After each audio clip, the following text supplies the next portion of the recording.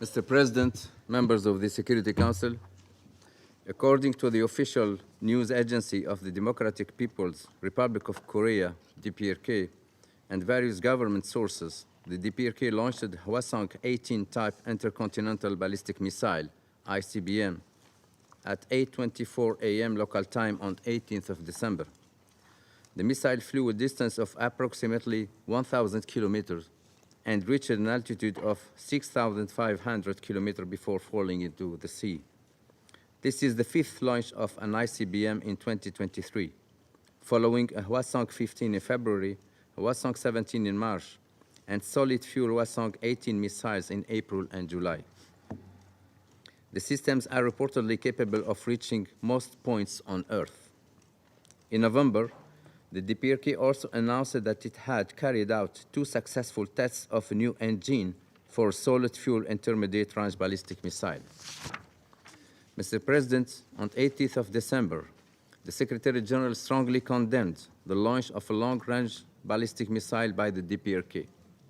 He urged the DPRK to fully comply with its international obligations and all relevant Security Council resolutions. He also reiterated his call on the DPRK to reopen communication channels and to resume dialogue without preconditions to achieve sustainable peace and the complete and verifiable denuclearization of the Korean Peninsula.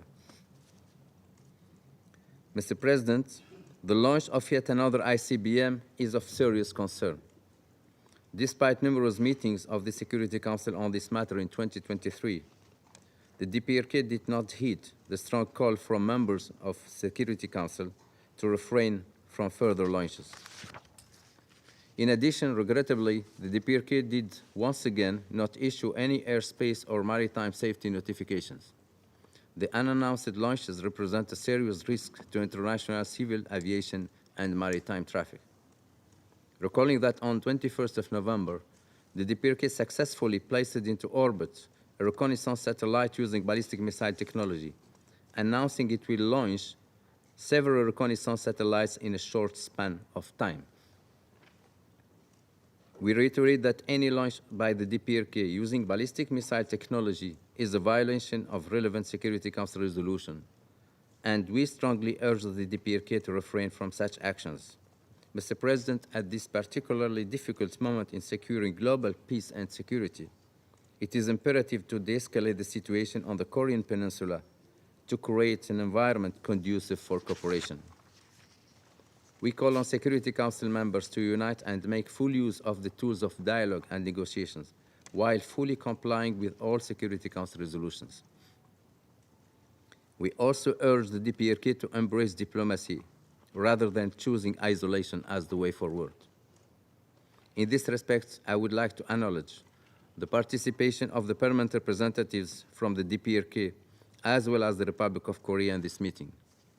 I welcome the opportunity for all parties to speak, as the lack of communication channels hinders the possibility of progress. I emphasize again the importance of reinstating communication channels, particularly between military entities. Exercising maximum restraint is critical to avoid unintended escalation. Mr. President, once again, I want to underscore concerns regarding the humanitarian situation in the DPRK. The United Nations is ready to assist the DPRK in addressing the needs of its vulnerable populations. We note that international travel in and out of the DPRK is now taking place at a growing rate. We urge the DPRK to allow the re-entry and rotation of the international community, including the UN Resident Coordinator and UN agencies. A collective return will significantly enhance international support for the people of the DPRK and the implementation of the 2030 agenda. Thank you, Mr. President.